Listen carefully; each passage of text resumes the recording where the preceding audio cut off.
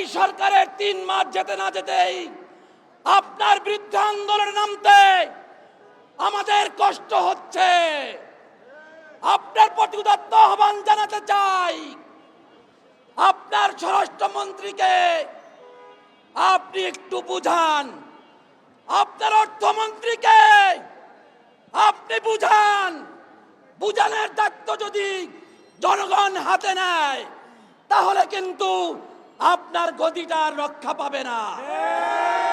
সম্মানিত উপস্থিতি, আজকের এই প্রোগ্রামের পক্ষ থেকে ইসলামী ব্যাংকের সম্মানিত এমডি সহ ইসলামী ব্যাংকের কর্মকর্তাদেরকে আহ্বান জানাতে চাই। আমরা শুনতে পাচ্ছি আপনারা নাকি বর্তমান ফ্যাসিস্টের দোসর চেয়ারম্যানকে তলে তলে সহযোগিতা করতেছেন।